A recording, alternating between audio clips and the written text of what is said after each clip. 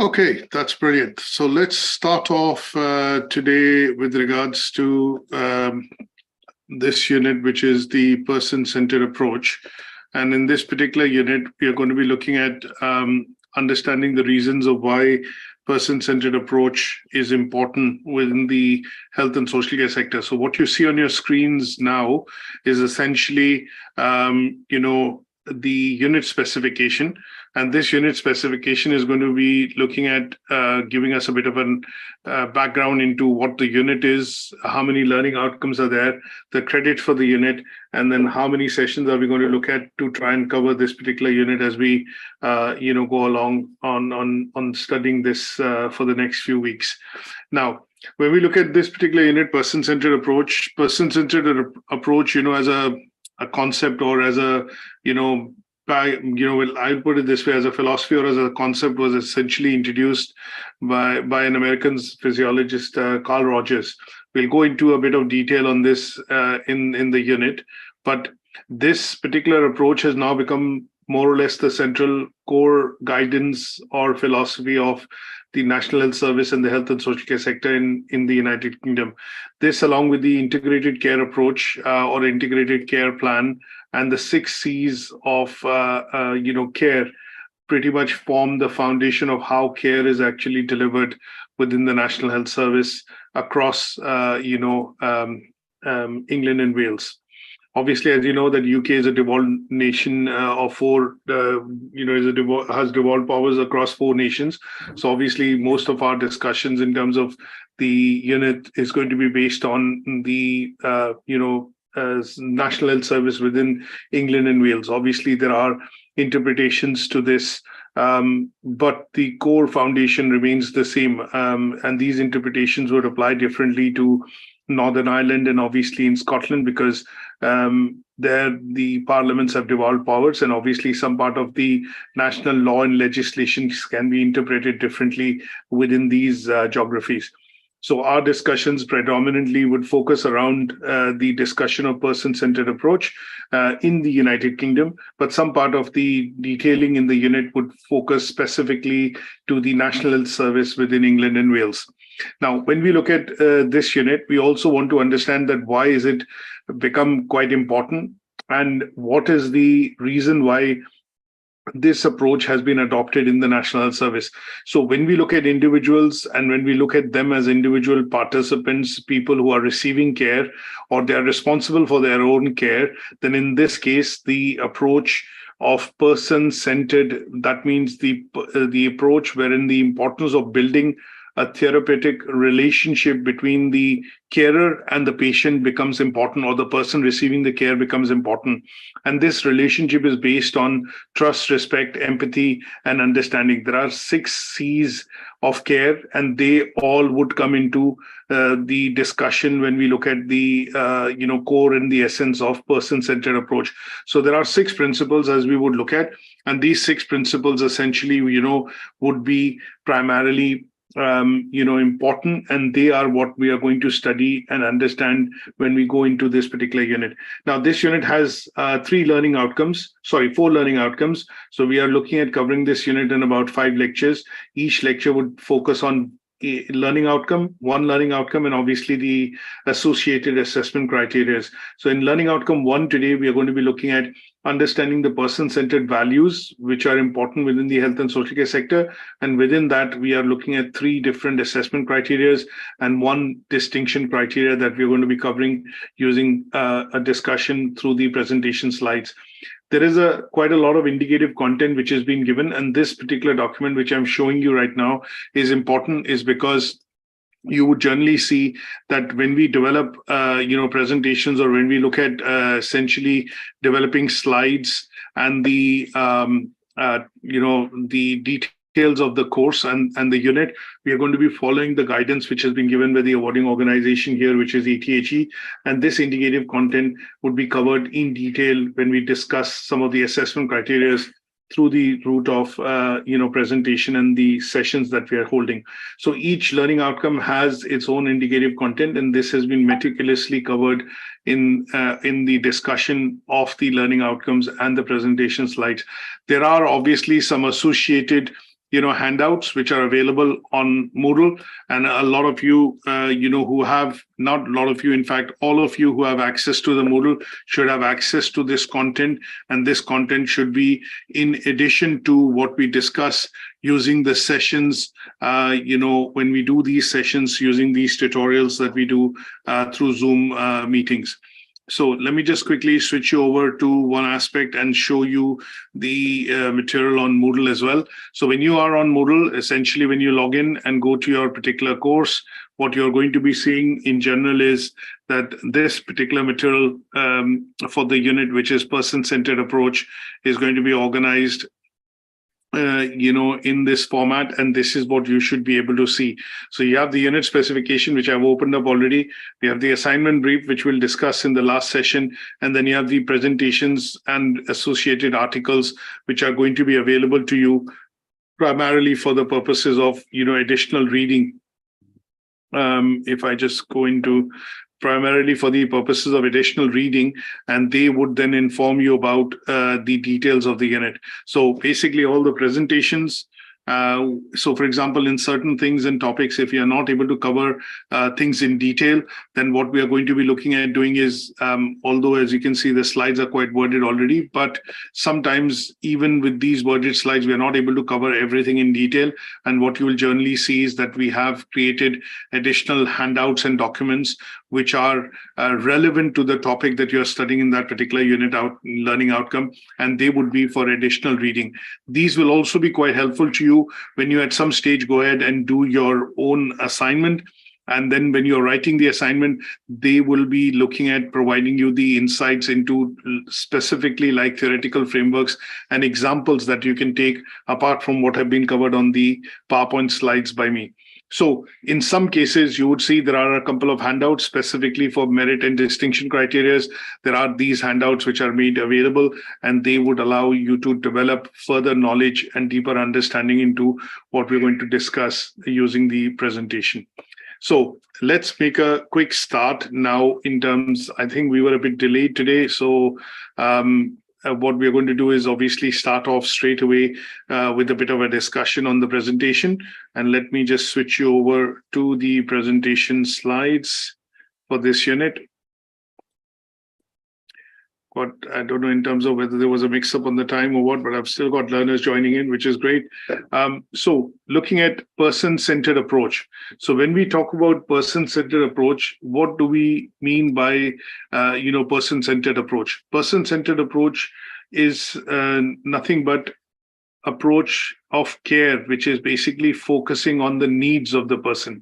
So essentially, if you are assuming you at some stage or at some point in time have been a patient and have received services from the National Health Service, you've been to your GP surgery, you've gone to say, for example, a physiotherapist, you've been to an A&E, or if you have had people who in your friend circle have been to any of these places, for example, surgery, a pharmacy, an A&E, a care home, a hospital, then you would generally see that all the staff working within the setup, when I look at a particular setup like a hospital or a surgery, are geared enough and are obviously looking at providing care in a tailored way or in a bespoke way, which is tailored to meet the requirements of the person. And this approach wherein the practitioner, when I say the practitioner, what I mean by that is nurses, healthcare assistant, healthcare workers, social workers, doctors, GPs, medics, essentially who are looking at providing care to the patient when you're going there to receive any sort of a care. Then in those cases, when the care is being provided, they are basically delivering care which is bespoke to your needs and obviously helping you to recover or get better soon. And in this case, this particular approach that we talk about, wherein the approach of providing care is focused on the importance of therapeutic building of relationship between a healthcare professional and the patient and the person receiving the care, then this care is generally consisting of 6 different parameters. That means it consists of things like you respect the individual. You're going to be looking at providing information which makes the individual or the person receiving the care feel empowered and involved. You're going to be looking at focus approach, wherein the idea would be to look at the overall nature of care being provided, or overall, care which would be required, or some sort of a, treatment which would be required. So the focus is a holistic focus. And then you're also looking at ensuring that you're respecting the individual, you're showing empathy, and you're also showing understanding, and you're trying to build the trust which is required to have a very fruitful relationship between, so that the patient becomes confident to be able to share details of how they can best receive care and how they can best receive the treatment. And this particular approach is an approach which basically is called the person-centered approach. Now, the reason why the patient's abilities and its needs and wants are taken into account is to ensure that the approach being deployed to provide the treatment is essentially outcome focused. That means if we know what the individual wants and how the care is going to be delivered and how it will benefit the patient or the person who is receiving the care, then in those cases, the approach is going to be focused on the outcome. That means I want to get better. If I'm, say, for example, if I've had an accident and I need physiotherapy sessions, and I have a physiotherapist which, visits me, or I receive these sessions from the physiotherapist, then the physiotherapist needs to understand and build a relationship with me in terms of how much I need to be pushed, how much I can do, how does he or she motivate me, what are the reasons why I want to look at getting better soon or getting back onto my feet. And these things which are going to be captured as key bits of information are going to be then put into an aspect of, how the physiotherapist is going to provide the therapy sessions in terms of providing, say, for example, in this case, providing bespoke care, but also looking at respecting the individual, understanding why the individual needs, for example, why the individual in this case, needs, for example, the help. And the focus is going to be on empowering the individual to be able to make decisions with regards to, getting or taking the decisions for them to be able to get better soon. And this particular approach is basically nothing but person-centered approach, because we are looking at respecting the rights of the individual, ensuring that they have information which allows them to take an informed decision. And last but not the least, we are looking at ensuring that the person is respected, the person as a person that we are involved in providing care as a healthcare worker, as a nurse. We are ensuring that we are able to build that trust, and that trust helps us win, the trust of the person who's receiving the care, thereby cementing a relationship which allows us to work together in a way wherein the outcome, the approach that we are taking in terms of providing the care is outcome focused essentially. And this process or this particular approach is going to be termed as what is called person-centered approach.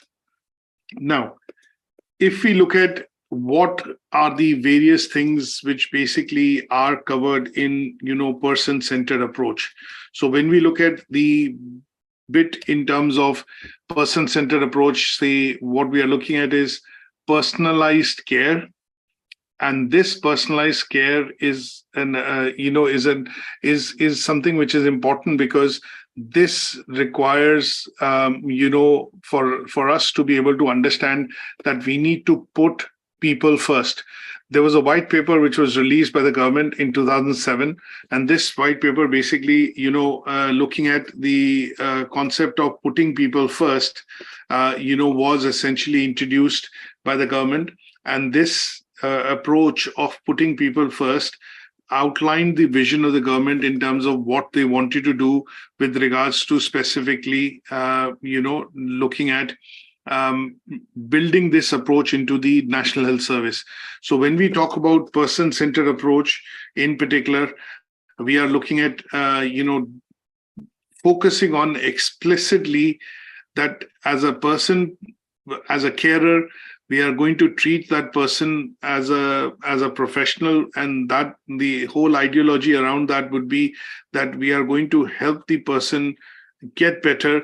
But within that process of getting better, we are going to make sure that the person experiences and gets quality of care the person is ensuring that the wishes and respect of the individual is taken into account. And we believe, and we are asked to understand that one size doesn't fit all approach doesn't work within this particular sector. So sometimes what we have to do is move away from this fact of one size fits all approach, because every individual is different. Every individual's requirement in terms of care is different. And when we take their needs and wants into account with regards to providing care, we have to look at the concept of what is called personalization. That means care that is individually driven, or basically provided on an individual basis, which meets the needs and wishes or wants of the individual.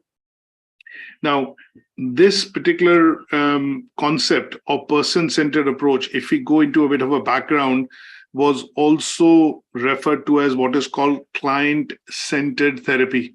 And this was introduced by Carl Rogers, who was an American physiologist. And he basically, introduced this approach way back in the 1960s. Later on, when this was adopted into the, into, say, for example, there's a background and history into it. It was adopted into various places. And when we look at the adoption of person-centered approach into various places, this introduction of this particular approach into the NHS came in the early 2000s. And then at a later stage, when putting people first, which was a paper, which was, a white paper, which was released, by the government. And when we look at this being released, at some stage, what happened was, when we look at this landmark, putting people first white paper, which was protocol which the government looked at outlining for the purposes of how care would be delivered through the National Health Service in England and Wales.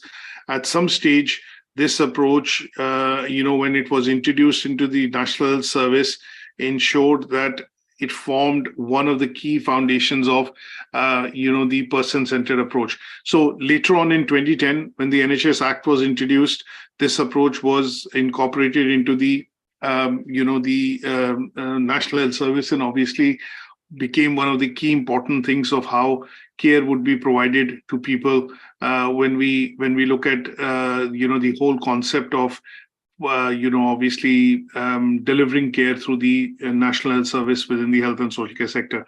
Now, there are lots of things which have led to this particular adoption of putting people first, in terms of and then helping essentially a person-centered approach getting into the Department of Health within England and Wales. Now, there are lots of reports and obviously lots of different, I'll put it this way, reviews, surveys, and research which have been done, and why this basically has finally got adopted into the National Health Service is important if you want to go into detailing. Now, for this, there is a particular report that I have, which I have referred to, and I would want to show this. This is going to be available on Moodle. This particular approach of putting people first and how the government looked at transforming, social care in particular within England and Wales. So this was a white paper or a report research which was done by the Department of Health. And this report is a 45-page report, but there are some sections of it which are quite important in terms of understanding that why this particular, putting people first as an approach was included, and why there was a need for such approach to be included within the National Health Service. So on certain pages, it clearly provides, meaningful information for reading, simply because it gives you the background in terms of why this particular approach was adopted into the National Health Service. Now, we also look at, putting people's approach, as, for example, within the NHS, and then obviously Wales, Northern Ireland, Scotland adopting, this particular approach into the basics of services being delivered. The reason why this was put into practice is that when I say putting people's first, if I just take you back to the slide, obviously you can refer to this handout, after the session. But if I just take you back to the slide. So when we look at this particular approach of putting people's first, there are lots of things which go into it in terms of, understanding why person-centered approach came about. So when I say putting patients first or putting people first, what it means is that we need to know our patients as an individual. We need to be responsive to their needs in terms of what care they need. We need to be able to provide care which is meaningful. We're also looking at the same time respecting the individual and in respecting the preferences and needs of the individual. Then if you're doing all, if you're respecting the individual, you take into account their needs and their wants and their preferences. What you're doing is you're trying to build trust. You're fostering the building of trust, which is required when you are trying to provide care to patients. And then when you have this trust, at some stage, what you do is you also provide them enough information and leave them with that information to be able to make their own decisions. That means you allow them independence and you allow them empowerment to be able to make decisions. You allow them, you provide them the information which allows them to make a choice. And then when you are able to do all this, you're also able to show empathy. And that bit allows the development of what is called the development of a person-centered approach. So in some cases, when we look at the word empathy, which has been also included in the principles of person-centered approach, empathy is because you are able to essentially look at, driving your experiences. And then with those experiences, you're able to have the ability to be able to sense what other people are actually going through in terms of their emotions, in terms of their thoughts. And what you're able to do is obviously comfort them and obviously, put yourself in their shoes and see and provide them, let's say, support, which is required for them to, for required support, which is obviously going to help you build a relationship with that patient or with that individual. So what is very important when we talk about empathy is the ability to be able to understand another person's thoughts and feelings in a situation from your point of view and their point of view, rather than just your own point of view. You have to understand their point of view. And this differs, this basically makes that difference in terms of, you being able to provide a personalized care. Now, this concept is quite important, and simply because of the reason why, person-centered approach, when we talk about, was adopted into the NHS. So when I say why, person-centered approach was adopted into the NHS, you should be able to explain this in your own words let's put it this way. You should be able to explain this in your own words in terms of both the background and the history, and the other bit being that you're able to do this because you understand the reason and the background why this was introduced within the National Health Service. So is this particular bit quite clear? Is it, are you happy with the explanation in terms of why person-centered care is important? What is the background, why it came into, where did this come from, and obviously why it was adopted into the NHS? Is that okay? Is that clear enough? So you could ask me questions if you feel that there are bits and pieces that, if you're not understanding, you can ask me questions on that. Okay, I want to add to what you've just said. Person-centered care is very, very important when it comes to the care work, especially when there's a care plan that gives the routines of a patient or a service user. More so, the person-centered care is more to do with the priorities of the client rather than yours. The care plan would always consist of the various things that, or the risk assessment of the patient or the service user. However, the person-centered care is to do what the person wants. For example, should you have to go through the care plan tells you that the patient or service user needs to be given medication at certain time during the day. Person-centered care means that the patient or the service user has the right to decline the medication, which is more person-centered rather than what the care plan says. They have the right. So when they decline, it is more of their right against what the care plan says, and that is accepted in the legality in terms of the framework for healthcare practice. So when they decline, you need to write it down. So what person-centered seeks to do is more centered towards the patient's needs rather than the general needs of the patient. I just wanted to add this to it. That's perfect. That's perfect. So we'll be looking at some of these points that you've raised, in the 6 principles of person-centered approach. And we'll use one of the examples that you mentioned, things like the person's right to take medicine or, accept a particular medical, plan, which has been put in place. That is where the buy-in from the patient has to be taken, and the whole concept of, person-centered approach comes into play. So when we look at this as a fundamental philosophy within the NHS, this was adopted into the National Health Service for a number of reasons. And one of the reasons is to enhance patient experience, is to get the buy-in from the patient before they take or go into taking any treatment. And this is also to ensure that the patient is given full information so that they are empowered enough to understand that how this treatment would then help them in achieving better health outcomes. Obviously, there are lots of reasons and interpretations of this which have now been adopted into the NHS Act of 2010, and there is a full, blown interpretation of this available in terms of why putting people first as an approach was also taken into account. And then finally, the approach of person-centered care has been adopted, or PCC has been adopted into the National Health Service. Now, going into some of the assessment criteria, because the first learning outcome focuses predominantly on understanding what is person-centered care. And in understanding person-centered care, what we need to be able to do is understand the person-centered values which are required to put this care or care planning into place for the patient. Now, when we look at the values which make up person-centered care, one of the first values that we talk about is the value which is independence.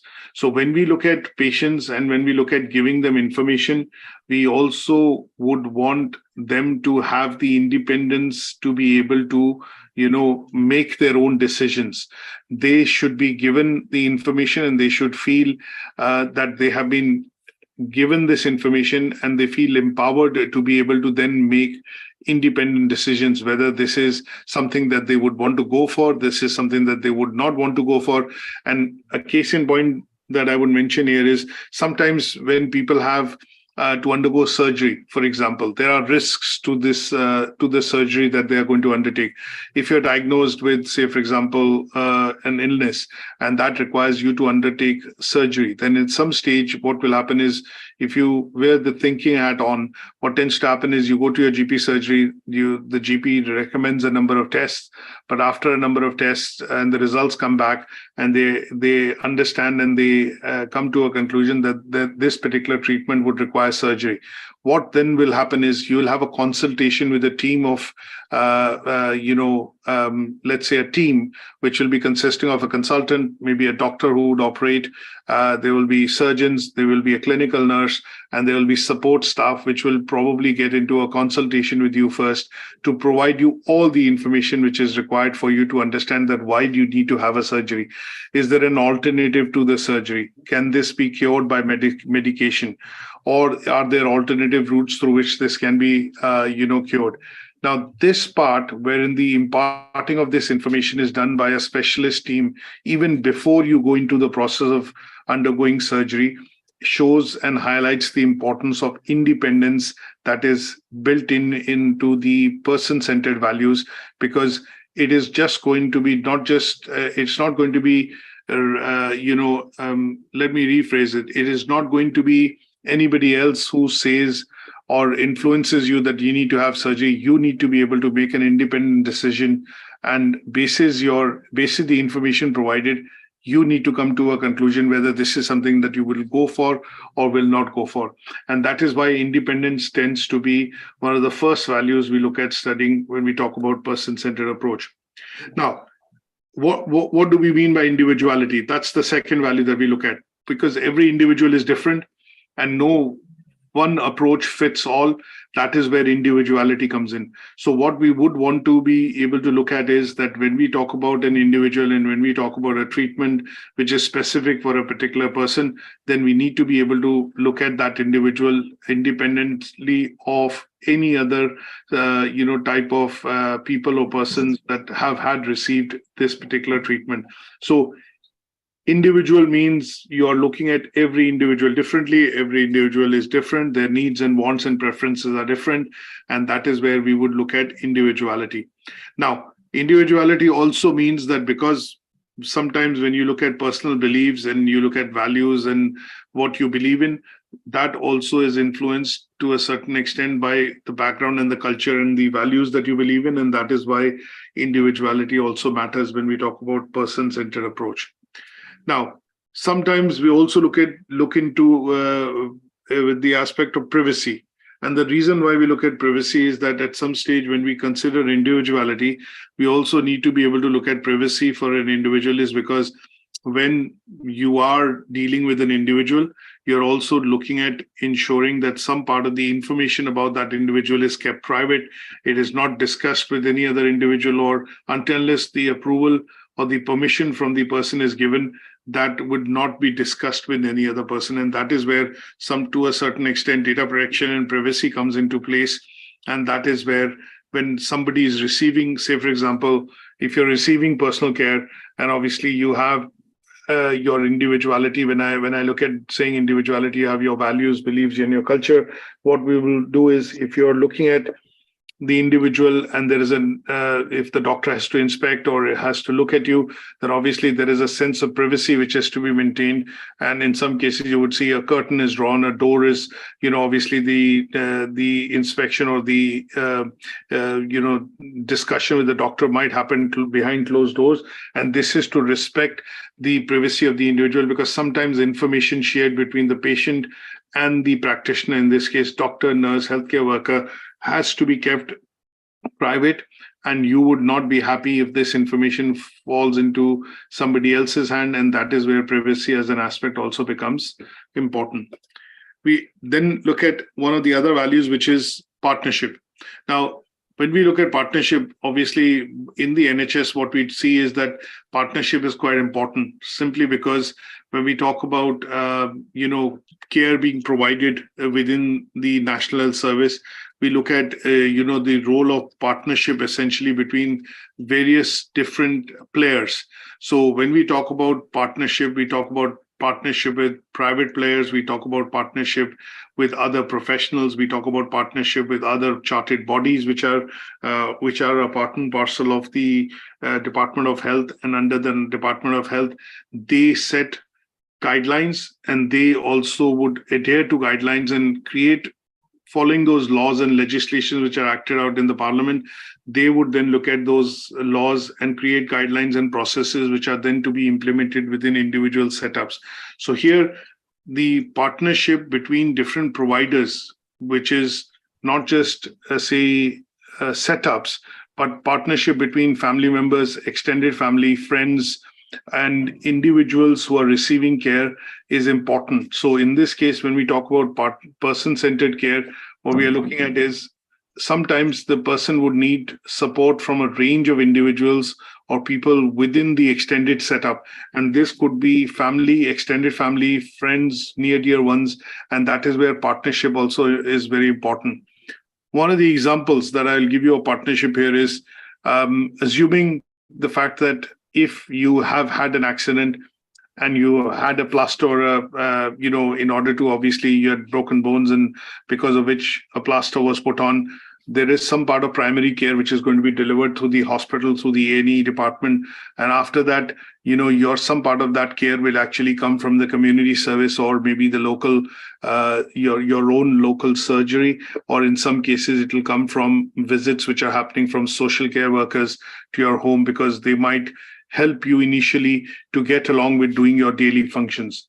Now, this part of extended care, which is provided outside when the primary, care has been done and is provided within the community, also shows an example of partnership. So in some cases, visits from the health and social care worker to your house, or maybe when you go to a local community center, or you go to your GP surgery to get a plaster replaced or get some bandaging done, would be a part of classified as a part under partnership, is because here is where the extended family members or the members within the community are going to help you to get better or get back onto your feet. And that is where support from, partners in terms of family members, extended family members, organizations which are outside the National Health Service. When I say, outside would mean you have hospitals, you have surgeries, you have pharmacies, you have community centers, but these would then form the extended part of delivering care to you, or essentially, places where you will receive care from till you get back on your feet, would be termed under what are called partnerships. Now, there are a couple of other principles that we also need to look at. One is choice. So one of the points which Danny raised earlier was, and gave an example, is that if you do not want to have this medicine because it has some side effects, or it has some side effects in terms of repercussions on your health. Sometimes people have acute headache and they have migraine. Now they are asked to take some drugs or, certain types of medication, but they might have some adverse effects or some sort of a side effect on your body. So in those cases, choice becomes, as an example, very important, is because when you're providing care, or when you're providing medication, or say, for example, when you're providing care which is going to be leading to the individual getting better, in some cases, the benefits, the advantages and disadvantages of that also have to be explained to the patient. And if they are explained and the patient decides that, no, this is not something that they're going to undertake, or this is something that they would not want to go ahead with, then in this case, do you respect the choice which the patient makes? And that is where the choice as one of the key values comes in, that you do not want to force the treatment, or you do not want to take an approach wherein the treatment seems to be forced onto the individual. And that is where the method of consultation, when even in the example of surgery that I gave, comes into place, because at the end of the day, the choice whether you undertake that undergo that surgery or you take that medication would be dependent on the individual who's receiving this care. And that is where the practitioners, when I say practitioners, I mean nurses, doctors, healthcare workers, social workers, healthcare assistants, would have to take this into account and listen carefully and look at the choices which the patient is making, and then respect their choices. And that is why this is also one of the important values under person-centered approach. Then we look at dignity. Individuality and dignity go hand in hand. So if I reorder the slide, typically dignity is where you make the individual feel respected. You make them feel important.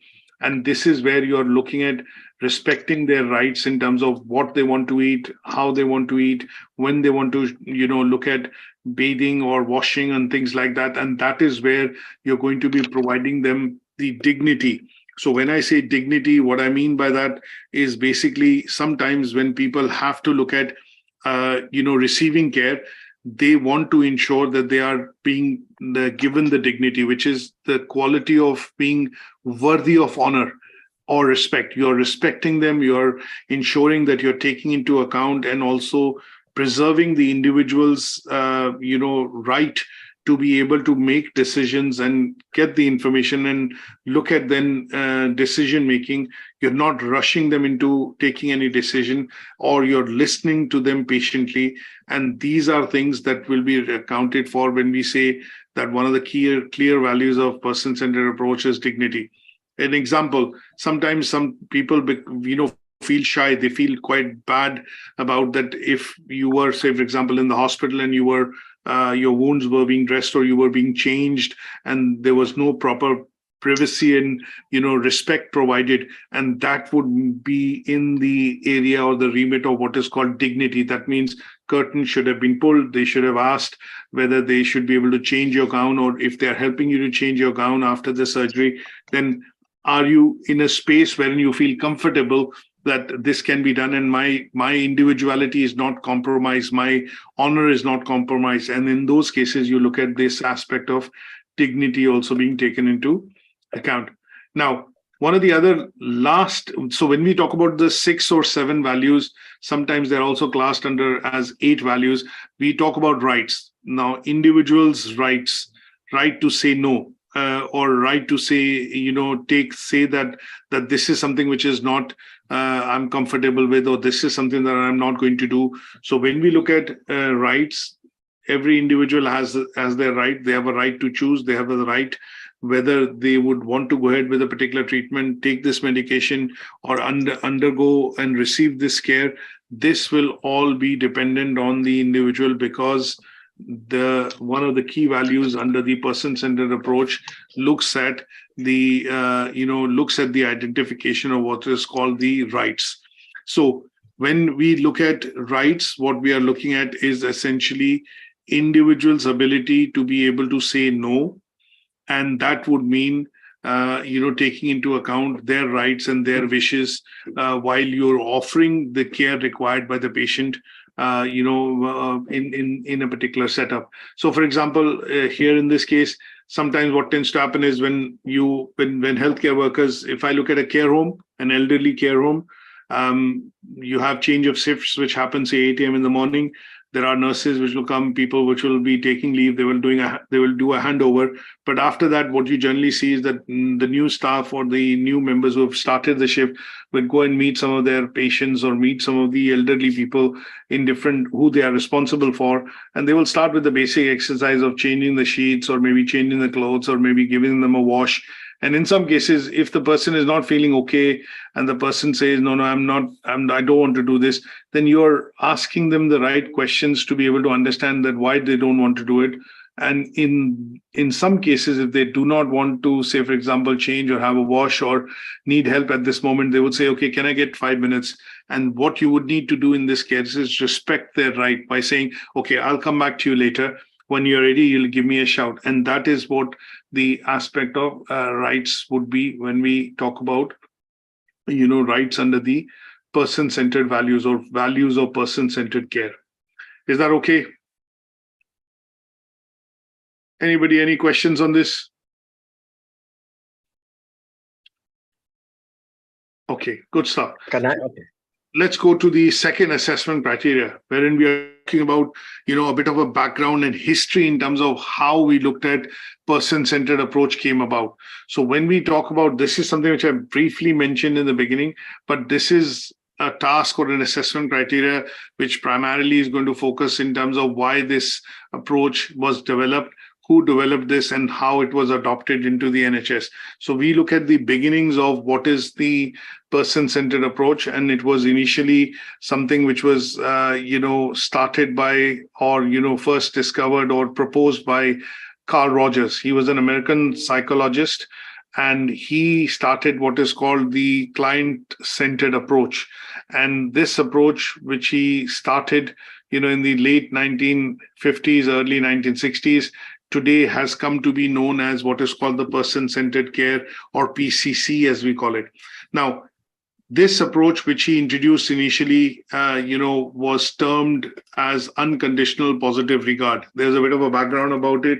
He carried out extensive experimentation, and later on coined this term, which is called that, when you provide care to patients within a health and social care setup, you would need to look at taking into account unconditional positive regard for the patient. Later on, this was picked up by George Engel, which was again, in the early 70s, American psychiatrist George Engel, and he brought this across into medical science. And he basically started to name this as what is called person-centered care. Now, This led to further developments, and in the 1990s in the US, the chronic care model was developed, and this particular model later on was adopted by the American Institute of Medicine, AIM, and that then emphasized that we should provide all treatments which are going to be person or patient-centered. And in this case, they came out with certain health objectives, which at that point in time in the early 2001 was all focused on ensuring that every service which is delivered within the health and social care system is patient-centric, essentially. Now, following the review of the UK's healthcare policy and the initial planning, of restructuring the NHS, which started in the early 2000s, there was a Vanless report which was published in 2002. And this was a report instituted by the then government in power. And obviously, the report was looking into bringing across changes in the National Health Service. Now, this particular report led to some suggestion of creation of NHS Constitution, the NHS Act, things like that. And later on, in 2008, Lord Darzy's report put focus on, providing high quality care within the National Health Service. Because with the changing times and the changing expectations of the services being received by the members of public, it was found to be, let's put it this way, important at that point in time that the care being delivered to patients has to be not just bespoke to what they are looking at, but also it has to be high quality care. And this then led to the creation of what is called the NHS Constitution in England, and then later on the development of the NHS Act in 2010. Now, when this was taken into account, what at some point in time also happened between 2008 and 2010 was that the person-centered approach was adopted as a core fundamental philosophy into the National Health Service in the UK. And there were several reasons behind it why the National Health Service or NHS embraced, this person-centered approach as a concept and brought it into the, let's put it this way, made it a fundamental part of the care plan or care planning, which is given to the patient when they are receiving any sort of treatment within any sort of a setup within the National Health Service. So there were some reasons, and these reasons included things like enhancing patient experience. So one of the things Lord Darzy's report also reflected was that in addition and in accordance with the care being provided to the individuals are also expecting to get high quality care from the NHS. The reason why we are a state wherein the National Health Service is free, the schooling is free. We have policies which the government introduces, which is generally for the benefit of every individual within the society. And when we say we are a state which takes care of its own people and its own citizens, it was emphasized that when we look at the National Health Service, the National Health Service needs to also focus on what is called the patient experience. That means the approach needs to be looking into needs and preferences of individual and then ensuring that the overall experience that they get in terms of care is meeting their expectation. This was also followed by the fundamental fact that first time the voice of the customer, which is the voice of the patient, that means feedback from the patient was also taken into account to improve and to help in the improvement of ongoing processes within the NHS, which meant that Lord Darzy's report also pointed out that when we look at the care being provided, there were different perspectives taken into account from the hospital, from various different chartered bodies, and various other institutions like the King's Fund, National Institute of Care and Excellence. You look at the MHRA, but there was no voice of customer. That means the feedback from the customer was not included in making any further improvements or changes to the NHS. So this particular report emphasized on the fact that patients also need to be empowered to be able to take an active part in what is seen to be the changes being introduced in the NHS in terms of how the services are delivered, how the care is provided, and how customers can make informed choices about the care or care planning in general was then first of all emphasized, and then it was taken into account. So that is why the person-centered approach is also very important, because when it was adopted, it also ensured that the voice of the patient or voice of the customer in this case was also taken into account for further planning and changes being done in the NHS. Now, last but not the least, there are several other points, but one of the main important points, as I've emphasized earlier, is Lord Darzai's report also focused on the fact that the care being provided had to be high quality care.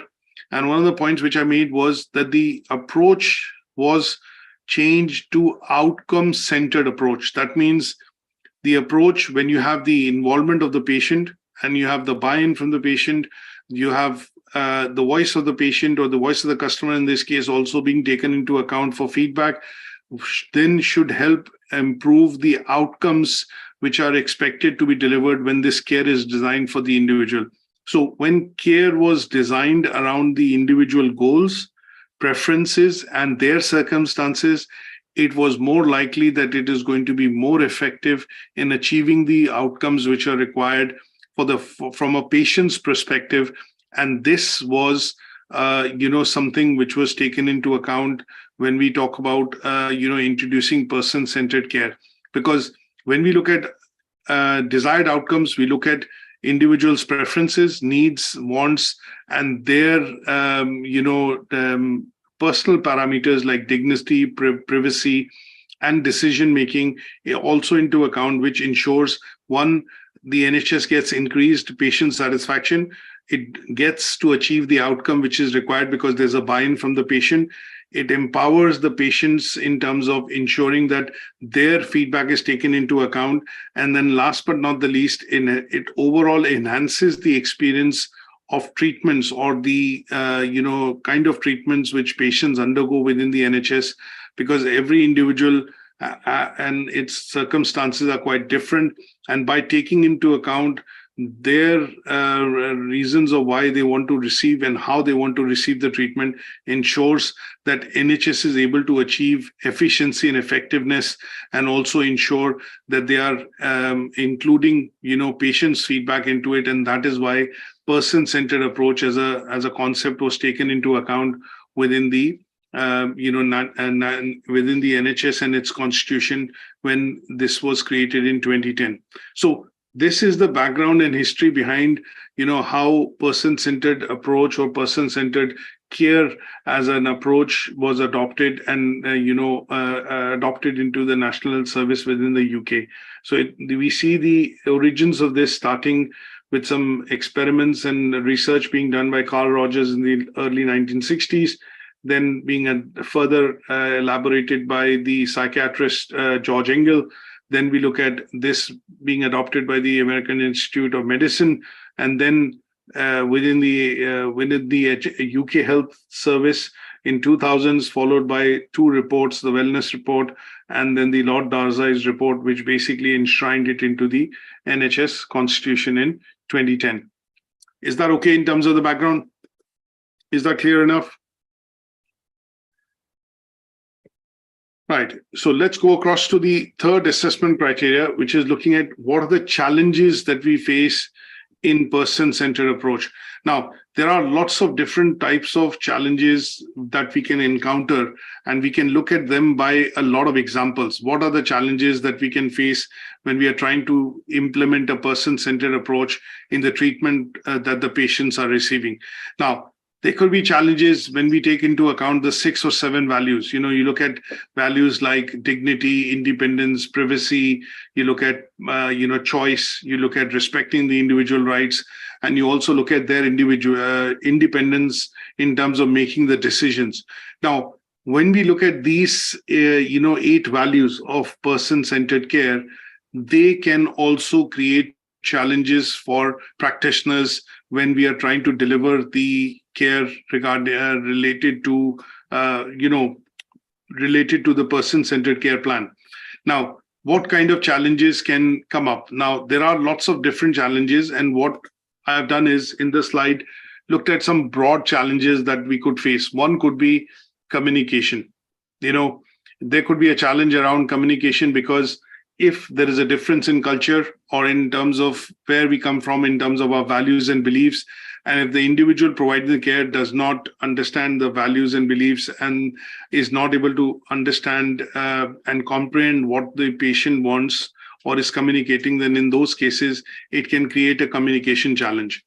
Now, one of the other things which I want to just quickly put a bit of a focus on, and we'll go into challenges in a bit more detail.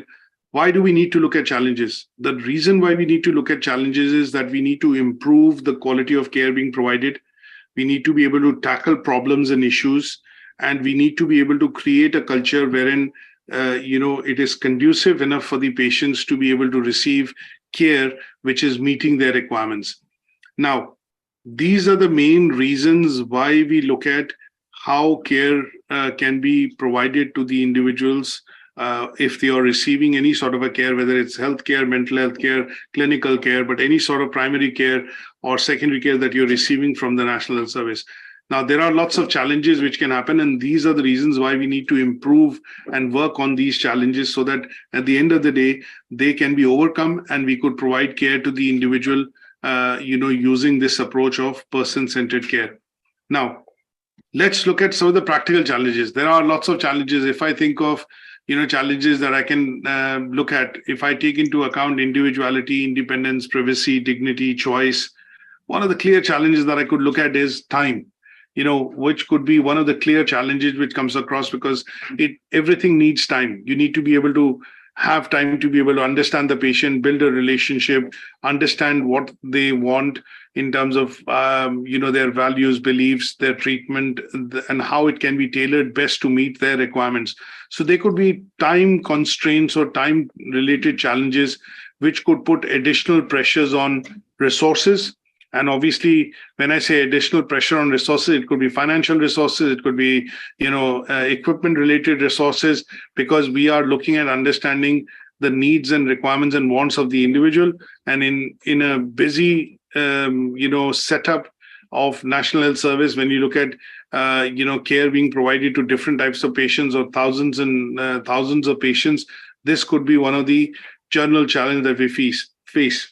The second one, which we hear about it in news every day, there are lots of strikes and this and that happening. One of the clear challenges that you could see is this particular challenge would be a challenge related to, for example, staffing, and related to, for example, training. Now, the reason why I say these are general challenges is because we see that the NHS is currently facing challenges on resources because of finances. It is facing challenges in terms of staffing or resources in terms of staffing because of Brexit. A lot of nurses, medics, and doctors have left the EU, and obviously there are vacancies within the National Health Service or shortages of staff within the National Health Service. If you do get staff, then you do not have trained staff, and that is where the challenge of training also comes in. These are some of the general challenges that you can think of when we talk about applying a person-centered approach. We'll go into specific challenges that we feel as a practitioner that we face, but sometimes you get to hear that there are fundamental structural changes happening in the primary care trust or PCCTs. You look at structural changes happening within the NHS, and there could be these changes which are going to affect the workings of the NHS and the National Health Service over a point in time. They tend to be what are called macro challenges. What we are looking at is understanding what are the challenges that we face when we talk about individuals and practitioners within a particular setup. Now, in those cases, what I would suggest is you need to wear a hat wherein you think of what could be the challenges that we are facing as a practitioner when we are providing care. So one of the clear challenges that I would say that you would need to look at is the importance of professional identity, basically ethics side of things. So this is something which is expected of every practitioner working within the healthcare sector, is that they need to have very high standards on morality and ethics, and they should not be compromised at any given point in time when you're serving or when you're providing care to the patients. So one of the clear challenges sometimes does happen is when you're performing your duty and you feel that the patient's needs and wants, you're trying to best meet the needs and wants of the patient, but at some stage this becomes a bit of a bottleneck because you tend to differentiate, or you want to look at differentiating between what is good, what is bad, and what is in the middle in terms of what is acceptable. So in terms of acceptable behavior, so sometimes you have to look at this, and that is where the ethics, the professional ethics, the morality of it comes into play when we look at the challenges of person-centered care. Then we can also look at sometimes challenges which are going to be challenges in terms of practical training. For example, if I put it this way, that there's a new X-ray scanner or a new MRI scanner which has been introduced for the use within the department. Now, if the individuals are not trained or given adequate training on how to use that equipment, then it could lead to different outcomes. One outcome being that the staff is not adequately trained, and obviously the benefits of the new equipment is not being realized because the staff is not able to use the equipment well. The second could be that the equipment is also taking a lot of time for the existing process or procedures to go through. For example, if it was a normal scan through an X-ray machine and staff was aware of it, they have been using it for a number of years, but suddenly a new machine gets introduced and no proper training or induction to the usage of that machine has been done, then that would mean that the staff would require more time to be able to do the same activity which was being done earlier with the older machine or older version of the machine.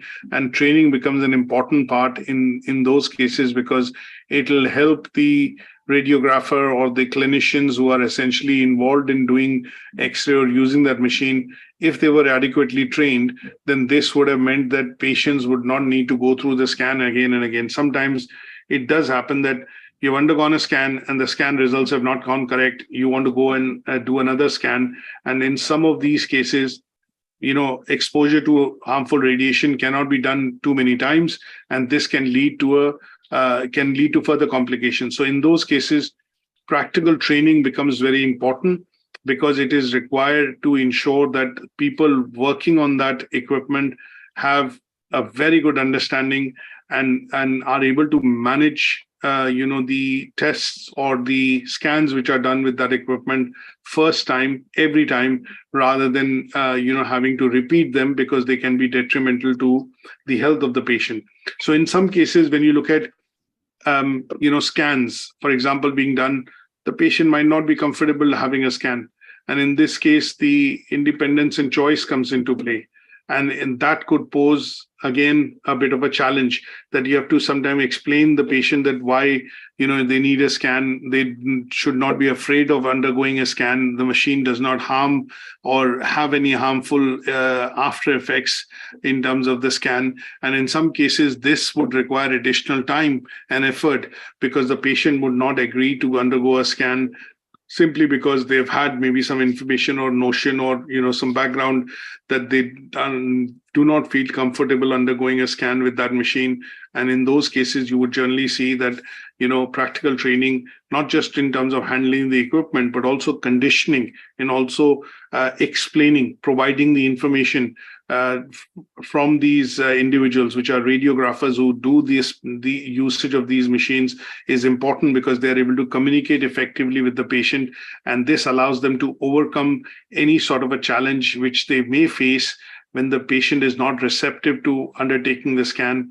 And that would be one of the aspects of challenges which can be overcome provided proper and adequate training is given or practical training is given. Now, we also look at, lots of different other types of challenges. Now, these challenges could be challenges which are involved in terms of being balancing the individual requirements vis-a-vis sometimes, looking at what is practically possible in terms of an outcome when patients undergo treatment. So when we look at patients coming from diverse backgrounds and having varying health conditions, preferences, and priorities, providing person-centered care in some cases requires healthcare professionals to understand not just their conditions, but also to understand and address the diversity and the values and beliefs and the culture the patient actually comes from. And this can be quite challenging because sometimes to navigate complexities like culture, background, values, beliefs, their priorities, their preferences, and how to order them and treat them in a particular order can become difficult or overwhelming for the healthcare professional, or in this case, clinical leaders or, other people involved in providing care. And this itself could pose a bigger challenge when you're trying to provide and cover the relevant aspects of care which the patient needs in order to, get better.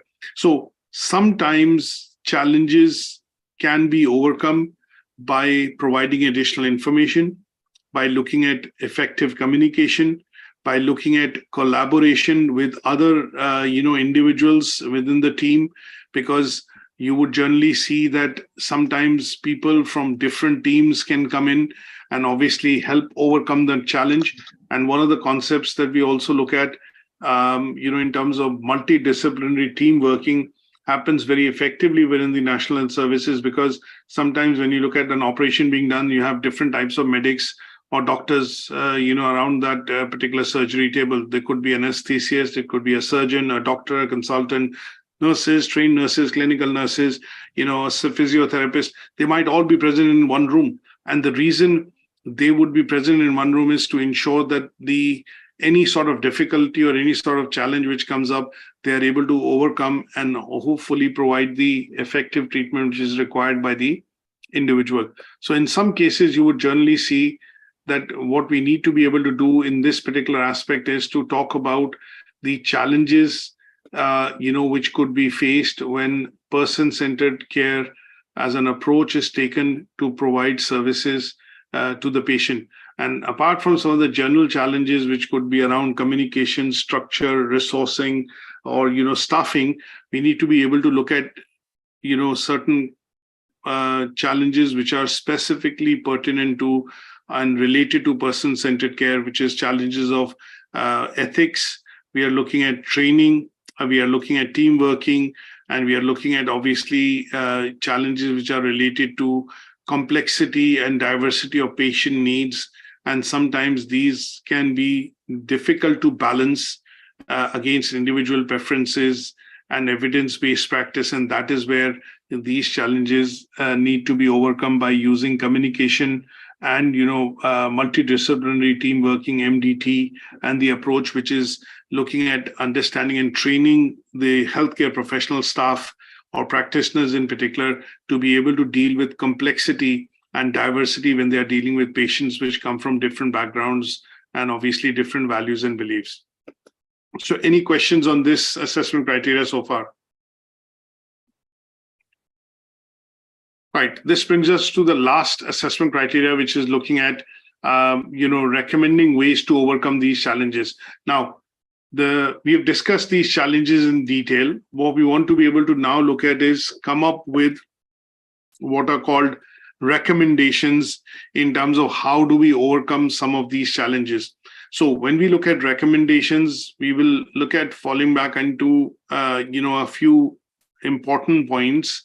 There are obviously lots of ways that we can recommend how these challenges can be overcome. Say, for example, one of the best ways that I would normally suggest is training and education. So training and development or learning and development, which is a key part of, the National Health Service. When we talk about, improvements in the outcomes, a lot of focus is paid on training and development of staff and facilities within the National Health Service. And this includes a range of training and development programs, which could include,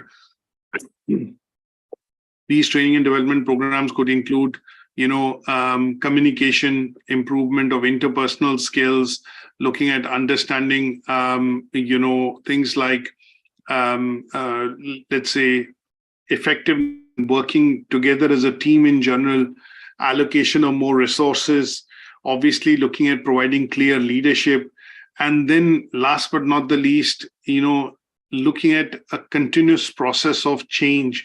That means continuous improvement as a process, CI as a process, as I say, continuous improvement as a process in terms of implementing and bringing change, or bringing, change which helps in overcoming some of these challenges. Now, if we go beyond these journal challenges, that recommendations that we look at, we are looking at how do we overcome challenges. A simple example is, if I have, say, for example, a case in point, in some cases, for example, when you're dealing with children, it's very difficult to get them stable and, get them to listen to the person who's providing the treatment, the healthcare professional or the nurse. For example, if a child is being asked to take an injection, or, is being vaccinated, for against a certain thing which is required, you would generally see one of the clear things in terms of how this challenge would be overcome is that the healthcare professional will seek the help of the parent. In this case, would seek the involvement of a family member who's gone along with the person, with this child in this case, who's going to go and get vaccinated. So the involvement of a near dear one, like a family member, or somebody who's related, like the father or the mother, would essentially be very important in helping to overcome that challenge, to keep the children, keep the child, calm, composed, and, still go ahead and understand that the injection or the vaccination needs to be done. So in this case, engaging with the parent, who's a part decision maker, because the child is not able to make the decision, and engaging with the parent would then help provide clear information. Like during COVID, I'll give an example. A lot of parents were skeptical in terms of when government, cleared and introduced vaccination for the teenagers and under 12.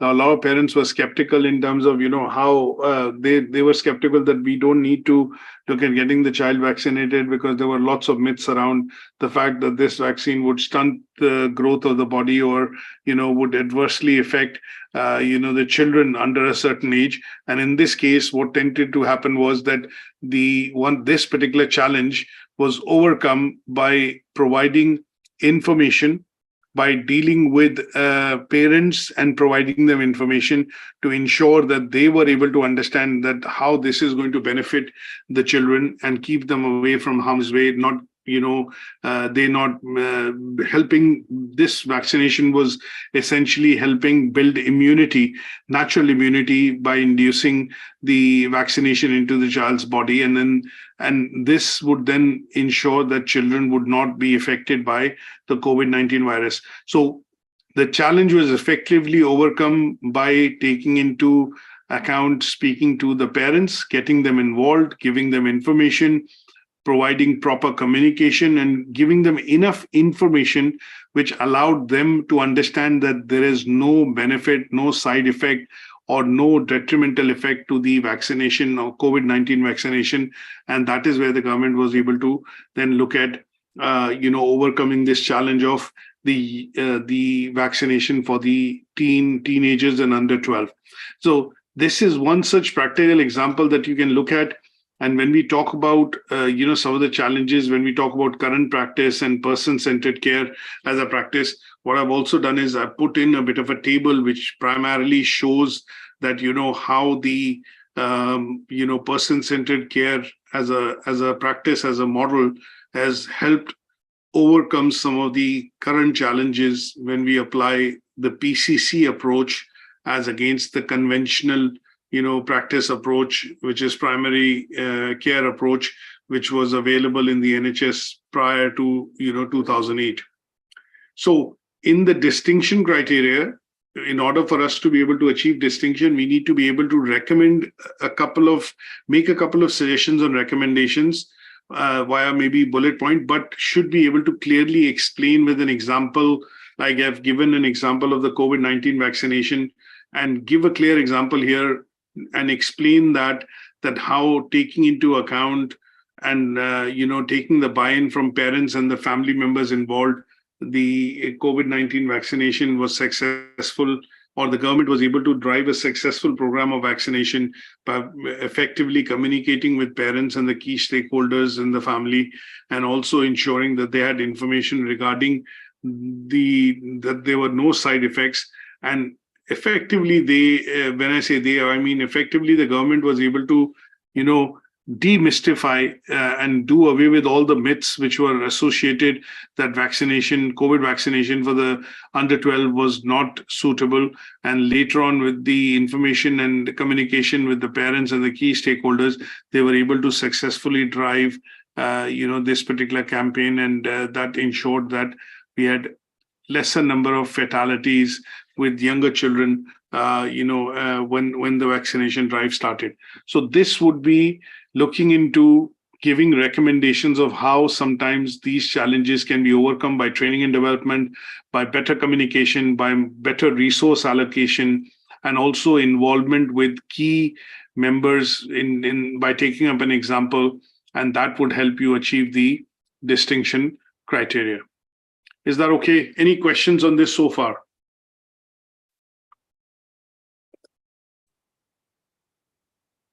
So with this, what we've done is we've come to an end of the discussion today, which is regarding person-centered approach, learning outcome 1. And I hope that this session has been useful. Now, tomorrow, before we start the learning outcome 2, what I would suggest is that most of you should be able to go in and obviously read the handouts which are there on Moodle. I'll very briefly and quickly show those handouts to you again so that you are able to go in and read what I have shown today and what we have discussed today related to the first learning outcome of understanding person-centered values, and within the health and social care sector. So let's look at this again. So if I go into the Moodle, there is a handout from the Healthcare Foundation, which talks about, person-centered care made simple. And this particular handout, when you click on it, would give you the details of how the approach started, what was the background, the history, why it was developed, and how it has been adopted into the NHS. Now, this is a 25-page handout. It's a good 20-minute read. There are a couple of pages. Obviously, there's only short amount of text. You should be able to read this in about 10 to 15 minutes, but will give you a very good understanding of the person-centered values, the concept, the background, and the history, and why it is adopted into the NHS. So some part of the report that you look at here in the handout, I have taken contents from it. And this has also been included in the slides that I've used to discuss the learning outcome 1 today. Now, the second handout, which I want to draw your attention towards under learning outcome 1 in particular, is looking at, just very briefly,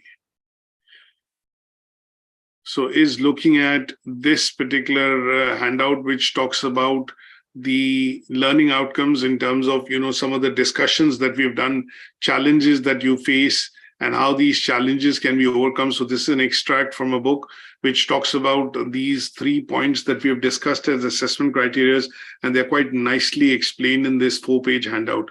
And last but not the least, for the distinction criteria, it is important for us to be able to put these challenges and understand how recommendations to overcome these challenges can be done. So there is a Healthcare Foundation handout that I've included here, which is a person-centered approach from ideas to action. And this particular handout, is going to be quite useful for you to understand how the challenges in this approach, when they are faced, are actually overcome. And that has been explained, primarily you would be able to get more details on this primarily by reading this handout, which is also provided up on Moodle. So with this, we'll come to the end of today's session. And I would say thank you so much for attending, although we started a bit late, but I would suggest again, everybody to be on time. Sharp at 11 o'clock, everybody should be online to be able to join this session so that we are able to start on time, and that will also allow us to finish on time. Hello. Thank you, everyone, for attending. Any questions, any last passing thoughts, any questions, anybody, feel free to share now through the chat route or otherwise. Yes, well appreciative, lecturer, Rana. To add to the entire submissions, I mean, in relative to choice, dignity, and partnership, one of the key things that I believe that every learner should take notice of, that much as the lecturers or the submissions is geared towards person-centered care and all the nitty-gritties involved with that, considering what the Lord does said in the UK and NHS England and the UK Health Services. One key thing that any professional who seek to advance, whether it be a nurse or a healthcare manager or a care home manager, is the importance of documentations. Much as service users and patients have the right to decline a service or have the right to sort of adhere to the care plan, which reveals more of the pre-risk assessments of the service users, which helps in care planning. However, you need to document anything that the patient tells you. Even with the patients or the service user decline anything, you need to cover your back. You need to have it documented, which also goes to support the reasons and the intent of person-centered care, because one of the key things is to enhance the patient's care. So when you have this thing documented, it helps in the feedback to the service user, the social care workers, the clinical team, the doctors, and all that. So you need to ensure that you document any other thing that the patient tells. If the patient declines medication, much as they have the right, you as a carer or a care manager, you need to cover your back by documenting those informations in your communication book that the patient declined medication, or the patient decide not to eat this food or this food. You need to have those things. It helps, one, for you, and two, help in the multidiscipline meetings, and also helps in feedbacking and purposely to enhance the patient care. It's very, very important that we take notice of that. That's a little I want to say. Thank you. No worries. That is a good point. From a practical aspect, I think it clearly explains that if you're working within this sector, then as a healthcare worker, what are the various things you need to take into account with regards to person-centered approach? So very well summarized. Thank you for that, Danny. Anybody else? Any other comments? All right. Okay. Thank you for joining in again, and we'll catch up tomorrow at 11 a.m. Until then, thank you. And the copy of this particular recording should be available to you shortly. I'll put that across as a bit of a link on the WhatsApp just after when it is available. Thank you.